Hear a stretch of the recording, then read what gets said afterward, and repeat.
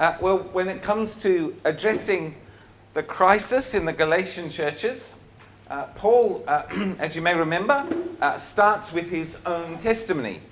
He tells us, his readers, about his life prior to conversion, his zealousness for the human traditions and institutions corresponding to his ethnicity, a Jew by birth, passionate for Judaism, the religion of the Jews, the traditions of his fathers. Interestingly, he blanks his own coming to faith story. We know it already, and he knows that we know it already. It appears 3 times in the book of Acts, giving us relative certainty that Paul's conversion story, what happened to him on the road to Damascus, was always part of his evangelistic preaching wherever he went.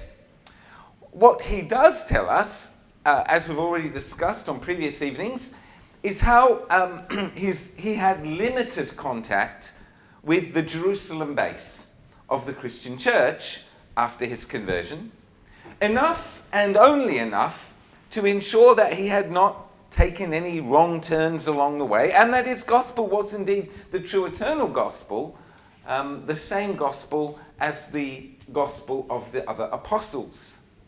His testimony appears to be coming to an end with the affirmation that the Jerusalem apostles, they affirm that he indeed is an apostle called by God to preach to the uncircumcised. All they asked, Paul tells us, verse 10 of chapter 2, all they asked was that we should continue to remember the poor, the very thing I had been eager to do all along.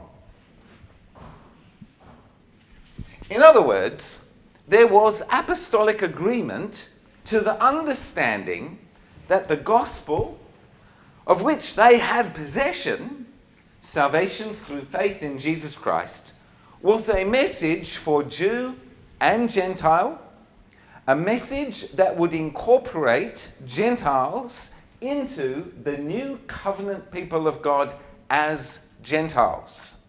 They weren't in the business, that well-established, an age-old business. They weren't in the business of converting Jews into Gentiles.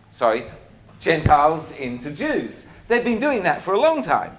They were in the business of preaching a gospel that would incorporate both Jew and Gentile into one new covenant people of God.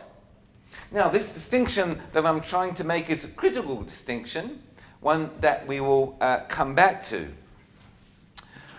Paul's testimony in some ways could end here. Both his credentials and his point have been made. However, at chapter 2, verse 11, Paul adds something very interesting, a story given in some detail. And therefore, a story given in some detail suggests perhaps that the Galatians, this is a story the Galatians had previously not heard. Or alternatively, it suggests precisely the opposite. It is a story they know well, but not from Paul. Perhaps they've heard about this incident by way of the agitators, so to speak, that they had their own spin on this turn of events. Either way, what we get is, as we've just read from verse 11, when Cephas came to Antioch, I opposed him to his face because he stood condemned. Before certain men came from James, he used to eat with the Gentiles. But when they arrived, he began to draw back and separate himself from the Gentiles because he was afraid of those who belonged to the circumcision group. The other Jews joined him in this hypocrisy, so that by their hypocrisy, even Barnabas was led astray. When I saw that they were not acting in line with the truth of the gospel, I said to Cephas, that's Peter in Aramaic, meaning rock. I said to Cephas in front of them all, you are a Jew, yet you live like a Gentile and not like a Jew. How is it then that you force Gentiles to follow Jewish customs? Well, as you might already know, there are two cities in the ancient world named Antioch, and both are important in the New Testament. Paul is probably writing his letter to Galatian Antioch in the middle of what today is the nation of Turkey. But here now he says that Cephas, or Peter, came to Antioch, and he's referring obviously to Syrian Antioch. Otherwise, of course, they'd know this story. Syrian Antioch was the launching pad for Paul and Barnabas on their various mission trips. This is how Luke describes the conclusion to their first mission trip in Acts chapter 14, going over into Acts chapter 15. Chapter 14 of Acts, therefore, beginning at the 26th verse, from Attalia, they sailed back to Antioch, where they had been committed to the grace of God for the work they had now completed. On arriving there, they gathered the church together and reported all that God had done through them and how he had opened a door of faith to the Gentiles. They stayed there a long time with the disciples. Certain people came down from Judea to Antioch and were teaching the believers, unless you are circumcised according to the custom taught by Moses, you cannot be saved. This brought Paul and Barnabas into sharp dispute and debate with them. So Paul and Barnabas were appointed, along with some other believers, to go up to Jerusalem to see the apostles and elders about this question. Although Luke gives us very little detail, it is conceivable that Paul is now detailing an incident that occurred when certain people came down from Judea to Antioch. Perhaps Simon Peter, also known as Cephas, was among them, and perhaps Luke, having other fish to fry in his account, omits the story. But what is relevant here is that Syrian Antioch was home base for Gentile mission. Certain men came from James. In other words, certain men came from HQ, from Jerusalem, from the mother church in Jerusalem. Peter is not the head of the church.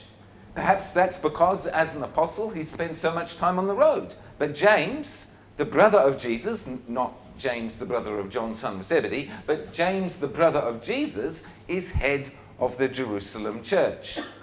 Now, James himself, we know from Galatians 2:9, agrees with Paul that circumcision is not required either for salvation or for justification. But these certain men are members of something that Paul calls the circumcision group. This does not necessarily mean that they themselves were pushing the circumcision agenda. That may not have been what they were talking about at all, but it does mean that they were Christians, they were Jesus followers, they were believers in Jesus from Jerusalem of Jewish origin, who, as Messianic Jews, as perhaps we might call them today, they had been circumcised as infants and who probably continued to practice Jewish observances as part of their Christian faith. Paul, of course, was very happy to do likewise in Jerusalem. And in 1 Corinthians, Paul tells us that when with Jews, he behaves as an observant Jew in order to win Jews. Paul's concessionary adaptability in the service of missionary evangelism was somewhat legendary. 1 Corinthians 9, to the Jews, Paul says, I became like the Jews to win Jews. To those under the law, I became like one under the law, though I myself am not under the law, so as to win those under the law. To those not having the law, I became like one not having the law, though I am not free from God's law, but am under Christ's law, so as to win those not having the law. To the weak I became weak to win the weak. I have become all things to all people, so that by all possible means I might save some. I do all this for the sake of the gospel, that I may share in its blessings.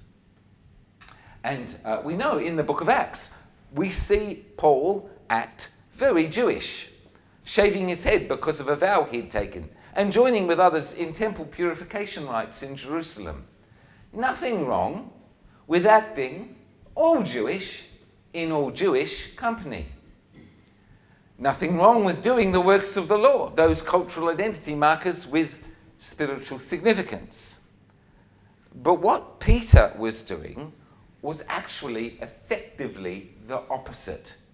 In the presence of these circumcised, law-observing Christians hanging around, Peter became self-conscious about sharing table fellowship with Gentiles.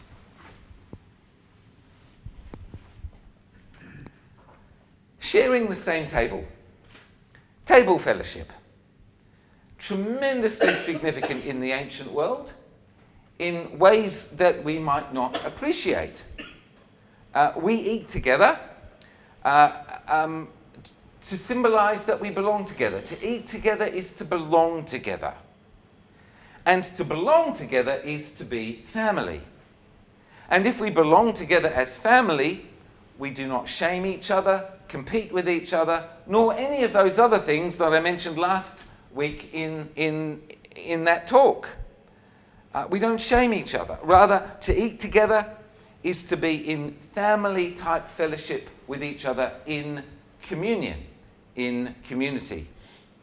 And if we eat together, to belong together, and to show that we belong together, then in eating together, we justify each other. You are in right relationship with me. That's what eating together expresses. Table fellowship was critically important in the ancient world to both Jews and Gentiles for similar reasons. For us, perhaps thinking back to COVID-19 and the pandemic and our experiences of lockdown might help us to understand why it was so important. Now, we might remember in lockdown and in isolation, we ate together only in households. We did this because inviting others in was dangerous. We never knew where the infecting virus was going to come from. Invisible, but potentially deadly. For the Jews, they looked with horror at pagan Gentile lifestyles, with its contaminating idolatry, its perverting sexual mores, and contaminating licentiousness. They remembered that, having once in their history thrown caution to the wind, they'd reaped the whirlwind and gone into exile in Babylon because of their embrace of such contaminating leaven. Invisible, but potentially fatal. Jews did not associate. That is to say, they did not share table fellowship with Gentiles. They were unclean and contaminating, even if that contamination was invisible. For Gentiles, similar outcome, slightly different reasoning. Attendance at the barbecues that took place at the pagan temples within one's own city were, to use a modern word, compulsory. If you were absent, it was noticed. The one thing about the gods and the goddesses of the ancient world, the one thing they could not bear, they could not tolerate, was being ignored. And not turning up for dinner was ignoring your host, whichever god or goddess the temple might be dedicated to. Only the Jews, by mutual but uneasy agreement, only the Jews were exempt. Otherwise, absence from such events was anti-social atheism, and it endangered the whole community. The gods might take offense and send a plague, and the whole city might suffer. Not attending a barbecue in a temple, not eating meat sacrificed to idols, would endanger the whole community. You had to do your bit. like someone deliberately flouting quarantine or social distancing or personal hygiene, like somebody not wearing a mask at those times when everybody had to wear a mask. You could be on the receiving end of open hostility. You were endangering the whole community by not eating together, because eating together was belonging together. So then, as hopefully I may have given you some understanding of, for both Jew and for Gentile, who you ate with was a big deal, and you were very careful about who you ate with. Both groups would be careful not to eat with people who were enemies to their God. If you thought someone had done something to displease your God, you could not afford to sit down and share table fellowship. You can't afford to be the friend of your God's enemy. So the righteous do not eat with the wicked. Table fellowship, therefore, and justification are in some ways the same thing, or at least functional equivalents insofar as one celebrates and physically expresses the other. Perhaps we can discern nuances of this way of thinking in Paul's first letter to the Corinthians, where he writes, "I wrote to you in my letter not to associate with sexually immoral people, not at all meaning the people of this world who are immoral or greedy or swindlers or idolaters. In that case, you'd have to leave this world. But now I am writing to you that you must not associate with anyone who claims to be a brother or sister, but is sexually immoral or greedy, an idolater, a slanderer, a drunkard, or swindler. Do not even eat with such people." Observant Jews, therefore, do not eat with sinners. Do you remember the fuss that was created when Jesus sat down to eat with tax collectors and sinners? Observant Jews do not eat with sinners. Sinners are people, according to Jewish tradition, sinners are people who cannot or do not observe the Torah, the law of Moses, as interpreted and applied by the rabbis and teachers of the law. Sinners, therefore, are all Gentiles, as well as those Jews by birth, who have either forsaken the law or done something, such as adultery, for which the sacrificial system in Jerusalem cannot atone. Observant Jews, therefore, do not eat with sinners, for that would be to justify the unjustifiable, and to declare righteous the wicked. So, Peter, self-conscious and fearing disapproval, Peter withdraws from table fellowship with Gentile Christians once the Jewish Christians arrive. And because Simon Peter was such a natural-born leader, and the Gospels readily attest to that, almost everyone followed him into this hypocrisy, this anti-gospel way of acting. But what Simon Peter was effectively doing was excommunicating the Gentiles. To excommunicate someone, to refuse them table fellowship, is a declaration of non-belonging, of non-righteousness. And so by his actions, Peter was preaching a different gospel, a new gospel.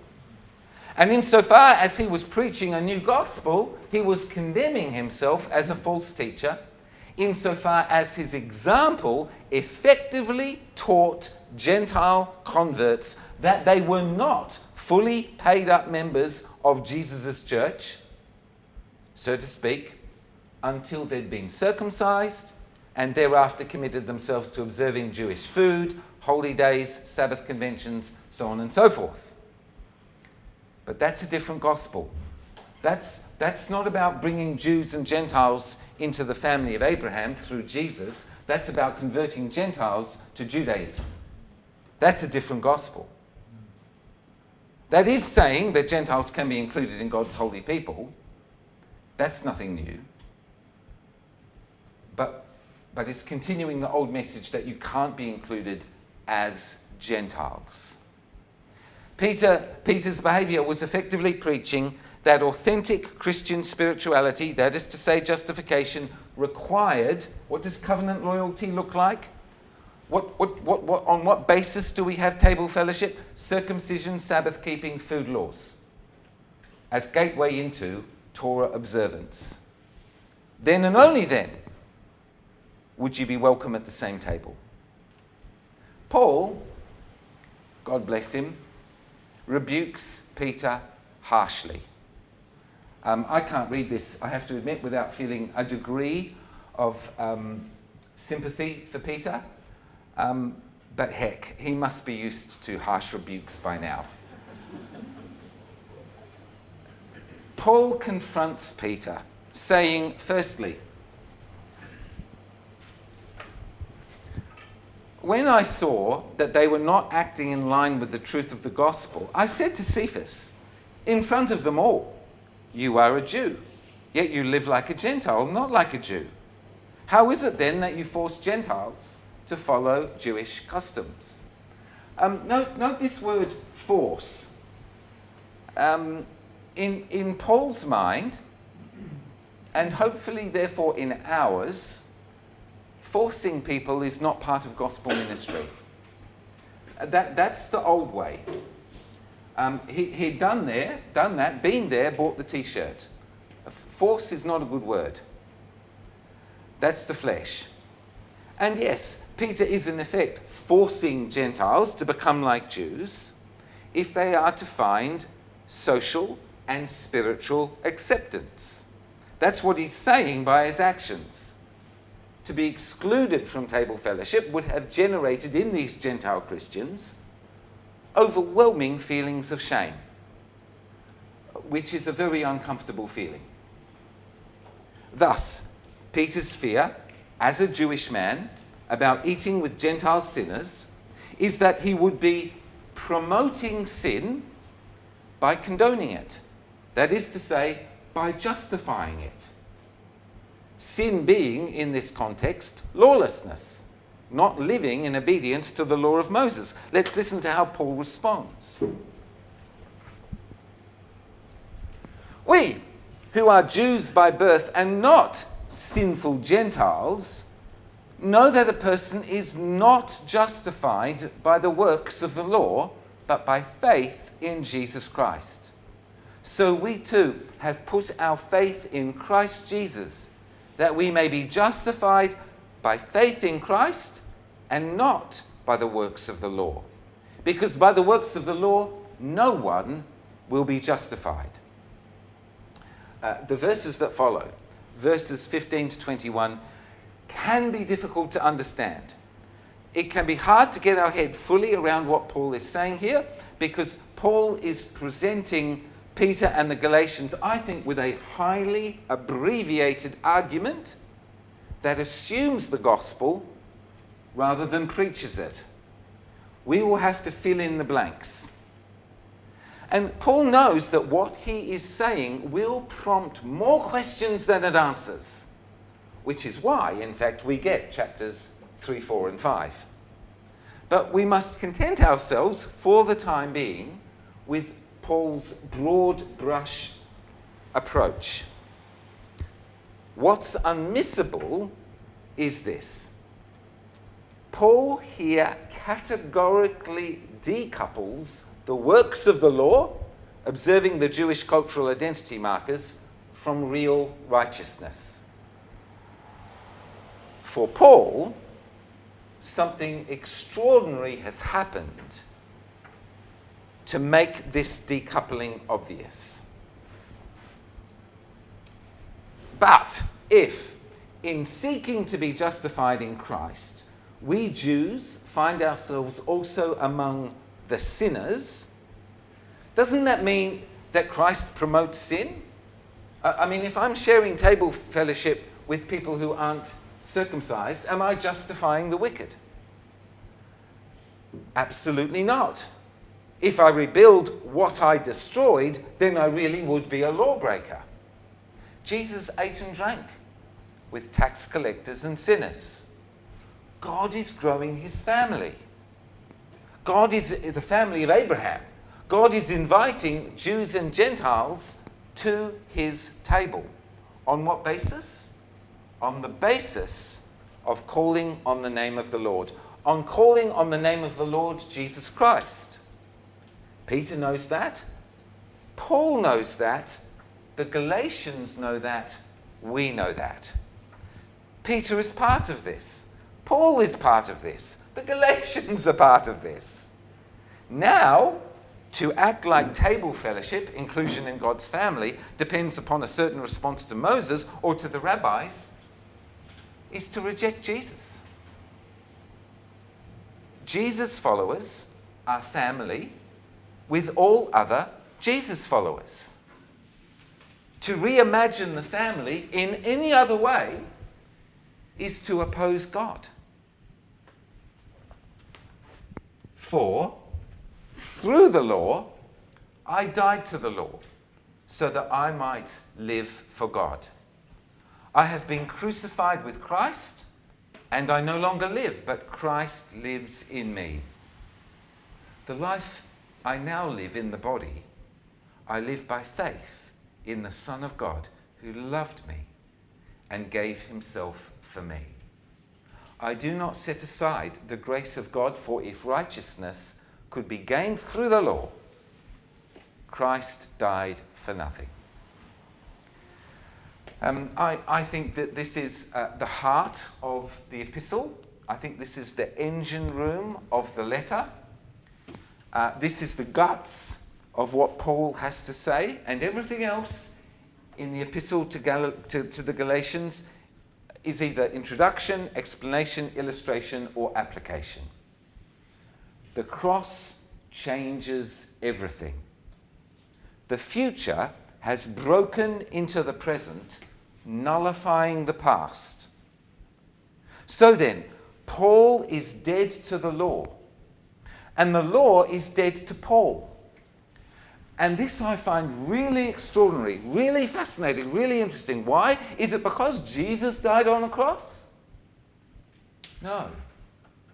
It's because Paul died on a cross.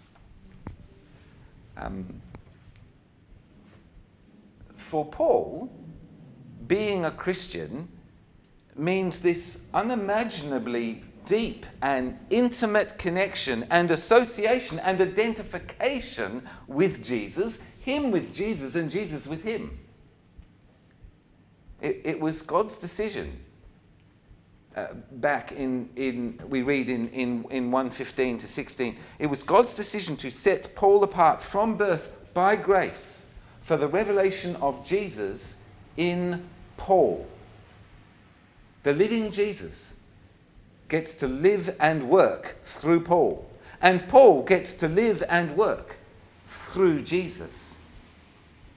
Paul died when Jesus died. Paul is dead to the law because Paul is dead to the world with its systems, powers, authorities, principles, and rulers. Paul died on the cross. In baptism, baptized believers enter into Christ and into his crucifixion. The life Paul now lives in the body, he lives by faith in the Son of God who loved him and gave himself for him. In baptism, baptized believers enter into Christ and into his resurrection. We are future people, not present people. Justification, therefore, is in a real sense incorporation. In the corpus, in the body. We who are many are one body, for we all share in the one bread. Very familiar words to me. I'm not sure for whom else they might be familiar. We who are many are one body, for we all share in the one bread. This is why table fellowship is so important. because it is spiritual incorporation into the people of God, the family of God, made physical and visible. Table fellowship is incorporation, being incorporated into the family.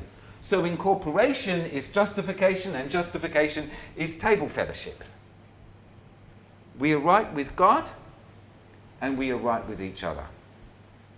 By faith. By faith in Jesus. By the grace of God. Faith.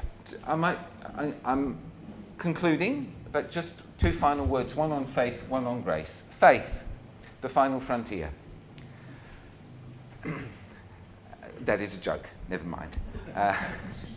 Faith is not passively acquiescing and no longer trying, nor is faith intellectual assent to certain doctrinal propositions, nor choosing to believe something without evidence or in the face of evidence to the contrary. No, faith is complex, multifaceted, dynamic, and relational. Faith is meeting a person, believing what that person has to say, trusting that person to be faithful and true to their word, walking with that person faithfully, doing one's darndest to love what they love and hate what they hate, and through imitation, living so as to please that person and that person only. Faith in Jesus is a 180-degree reorientation of Paul's life so as to live in trusting obedience, in imitation, and in loving adoration of the Jesus who he has met and who died for him. Likewise, grace. Grace is not the benevolent, doting permission to do whatever we like from a Santa Claus who doesn't really care if we've been naughty or nice. Grace is complex. It's multifaceted. It's dynamic. Grace is a robust expression of love in the context of relationship. Grace includes forgiveness as one expression of grace and compassion as another. But in all things, receiving something because of God's grace is being the recipient of his undeserved, unmerited, unearned kindness as an expression of his love for you and for me. Setting aside the grace of God would be to insultingly reject a free present given in token of love. It would be an act of hatred in response to love. We are indebted to love the one who saved us, but only a gift of love can repay the outstanding debt of love. Love is the right response. Love is what covenant loyalty looks like. In contrast, if table fellowship with God could have been bought or earned or deserved by means of circumcision in the flesh, abstaining from double bacon cheeseburgers, and being careful not to work on Saturdays, what was the point of the cross? That's the point. The cross was pointless if table fellowship could have been gained through the works of the law. Peter excommunicated Gentiles, justified Gentiles unjustly. In doing this, he condemned himself. He unjustified himself by unjustifying those whom God had justified. Peter became a false teacher, living a false gospel, when he declined, as a Jewish Jesus follower, table fellowship with Gentile Jesus followers. He changed the gospel. But by the grace of God, Paul was there to correct him.